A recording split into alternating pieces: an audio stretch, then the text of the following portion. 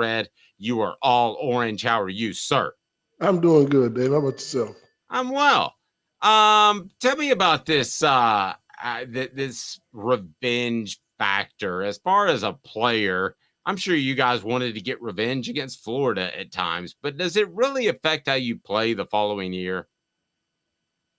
No, your preparation affects how you play.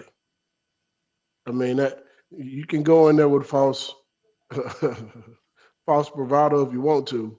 You still got to play and win the game. I think that wears off after the first few minutes of the game. If you get hit a few times, that revenge stuff starts to change, and you start to realize, okay, what's my game plan? How do we stop the run? How do we stop the pass? How do we play within our defense? That's Well, it. let me ask you this. Does it help you at all in the dog days of June when you're out there practicing on your own, or the Monday, Tuesday before a game in which you lost the week before? Does it provide that motivation? I know once the ball's kicked off, it doesn't, but is there anything to that at all? I mean, we got our bus whipped by Nebraska, and then played Nebraska again in '96 in '99, and it was no different. I mean, it was. Did we want revenge? Absolutely, but you got to go out there and you play the game. What Herman would say, you play to win the game. Well, sometimes revenge don't mean anything. That's just false sense of bravado. You got to go out there and execute and win the game.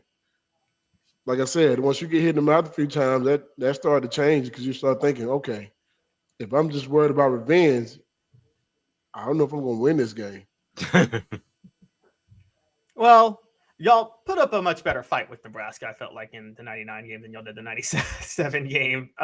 But Fred, does it have an effect? I guess where we're at is, you're right. I'm with you. The preparation goes into it when the preparation matters at kickoff. The revenge factor doesn't. And once you get a couple of hits, that's it. But do you think that Alabama, for instance, may have been circling this game given last year, saying, okay, we're going to prepare maybe a little bit extra harder for this game than we did against Arkansas last week, where they almost came back and beat us? Well, I look at it from another standpoint. I'm looking from Tennessee's standpoint of, we got to prove that it wasn't a joke, that it wasn't a fluke, that we beat you.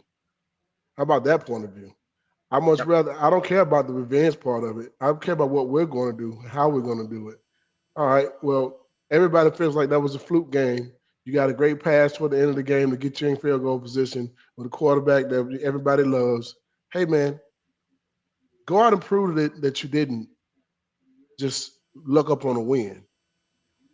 We had to Yeah, do the and same thing in 1996. We played in '95 and beat them 41-14 in Birmingham down there, and then we come to Knoxville in '96, and that game was probably more intense than any game we played that I got a chance to play in against Alabama. And that's the one I told you, Dave, that sticks out to me the most. That game was very tight. I think we may have won 20-14 or 21-14, somewhere around there. It was 20 a to game that 13, was, yeah. it was something like that. So it was one of those games where, man, you got to go out there and prove that you were supposed to beat them. Plain and simple. But once we won in '96, I don't think we ever thought we were going to lose them again. Yeah, and it was much more of a dogfight. The way that you beat them the year before was obviously, I mean, that's a legacy when it comes to Tennessee football and what you Mm-hmm. guys were able to do in Birmingham. But it was a little bit closer. Do you like this team and their ability to win close games, or have you seen enough to know that for sure? Well, we just won one. Yep. That was a dogfight in our house. Defense stood up and they stepped up to the challenge. I think that was what we needed to see before the season started. Before the season was over with, we need to see our defense get out there and get after it like that. And I think going into this is your toughest part of your schedule. Big time players make big time plays in big time games. You want to be legendary in Tennessee? Make plays against teams like Alabama and Yep. Georgia. Those are the plays and the games that people remember.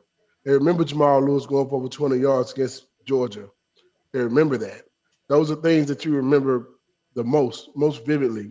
You remember the Georgia game in 1998 because we shut down Quincy Carter and a high-powered offense. I mean, those are the games you look at and remember. You look at Leonard Little hitting Freddie Kitchens on a option play or whatever it may be. People remember that image. So if you want to see be known for being good at Tennessee and not be taken as a joke or not to be looked at as overrated, these are the games you do it in. This on the message board, I think this is too soon. I'll be the first to tell you if I don't think it's too soon. Trevor, we want Nico, we want Nico, we want Nico. That may be the case in 2 weeks, but it's too early now, in my opinion. Fred, what do you think? I don't think it's going to be in any part of this season if he takes over that job. I don't either. I don't see it. Here's the thing. I look back a few years ago. You had a top quarterback at Clemson. You had Kelly was the quarterback that was starting, as well as Trevor Lawrence was the backup. Now everyone was calling for him, but not only were the fans calling for him, his teammates were. Have we seen that yet? No. Thank you. No, the players love Joe Milton. And there you go. So if that's what you have, you keep that chemistry going. And the only reason why Trevor Lawrence got on the football field is that the starting quarterback threw 4 interceptions against Georgia Tech in the first half. And he comes in the second half and throws 4 touchdown passes to bring them back to win the game. The rest is history at that point. I don't see that happening here.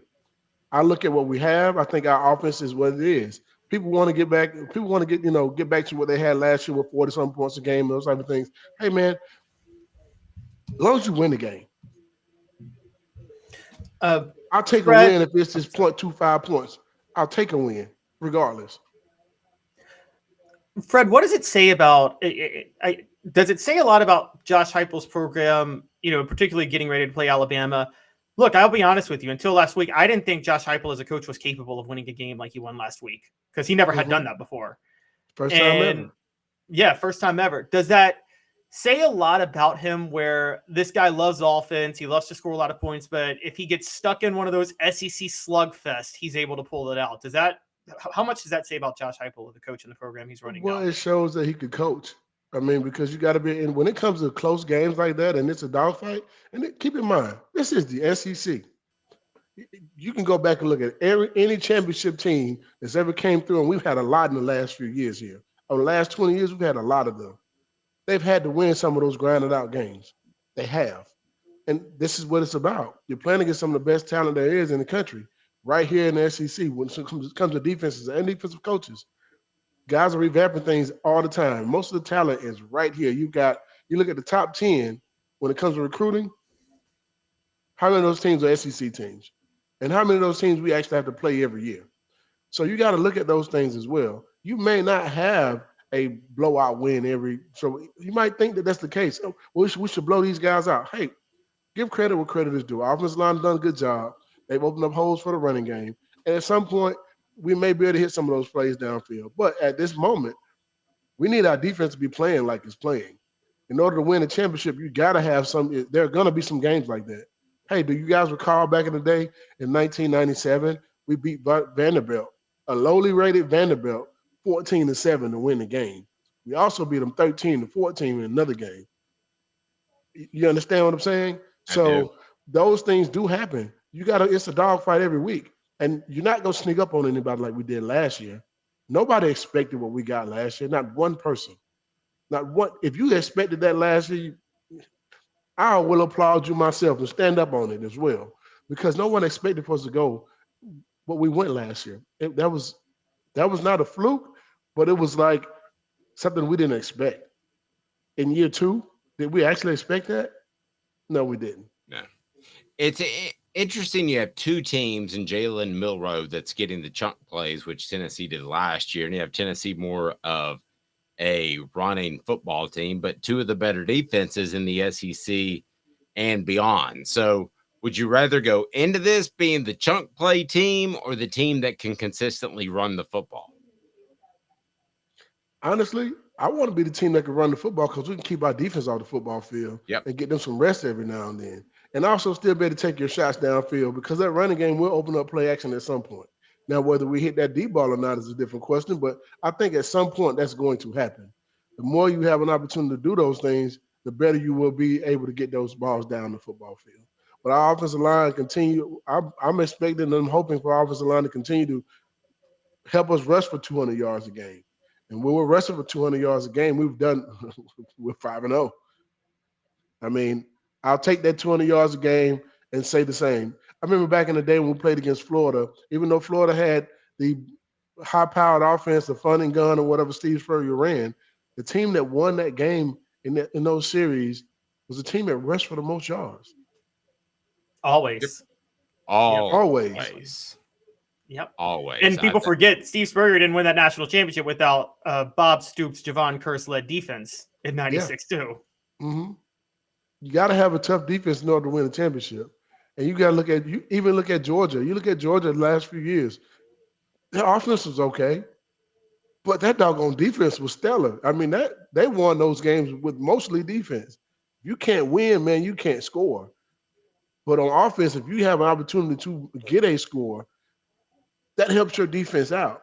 But if your defense continues to get you the ball back and make plays like they've been doing, you have a great chance of winning the game. There's going to be some games where you just not. And let me say this too. Texas A&M is not a bad football team, especially on the defensive side of the ball. Yep. Yeah. Agreed. I agree. I look at, let me give you my player out of left field. I like to do this from week to week. But it's Malachi Moore at safety. He's oftentimes going to line up on Squirrel White.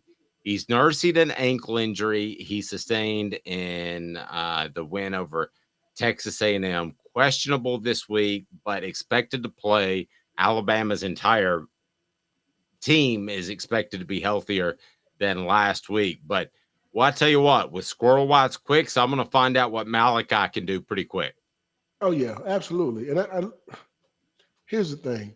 Getting the ball in his hands, whether it be on screens, whether it be on jet sweeps, we need to be able to find ways to get the ball in those guys' hands in open space, like one-on-one situations. And I'm looking forward to that, whether it be a deep ball or a short pass. Just getting them opportunities one-on-one. If you look at Alabama, nothing's changed with them. Their defense is still the same. They're going to play the same stuff they did last year. They will take away that deep ball, though. They're going to make us grind it out and go down the football field. I truly believe that's what they're going to do. And the best part of their defense, though, is their short defense game. We haven't shown that we can take the top off the defense this year consistently, but I feel like if we can run the ball in this game, we have an opportunity to do something big. Good stuff. Anything else from you, Caleb? Yeah, Fred, I want to actually flip to the other side real quick. With taking the deep ball off. We're all talking about Tennessee's pass rush, and we should, because James Pierce looks like a transcendent, legendary player. And I've been giving you shout-outs all month, Fred, because you called that in the summer about James Pierce, and you nailed it. Absolutely. And I feel like he's going to be one of the most amazing defensive players we've seen around Knoxville, Tennessee in a long time. Yeah. But I want to give some credit to the secondary. You know, we talked yesterday about Kamal Haddon, who PFF is grading him a top 4 cornerback in the country right now. And Wesley Walker and Jalen McCullough haven't really given up anything over the top. So while Jalen Milroe, his big advantage is he hits 2 or 3 deep shots a game. That's where his stats get padded pretty much every game. Mm-hmm. You feel pretty confident in Tennessee secondary to make sure that those deep balls aren't given up on Saturday? I think those things, what I'm going to always say this, you can give him your best corner if he doesn't have a pass rush. It's going to be a long day. So I'm looking forward to being if our guys on the defensive side of the ball, Aaron Carter and Beasley and James Pierce and those guys can get to the quarterback and just put pressure on him. You don't even have to sack him. You got to hit him a few times, though. You got to put him on the ground a few times. You got to get to him, get in his face, and pressure him and make him throw the ball faster than what he wants to. Throw off their timing some. If you can do those things, our secondary will play well.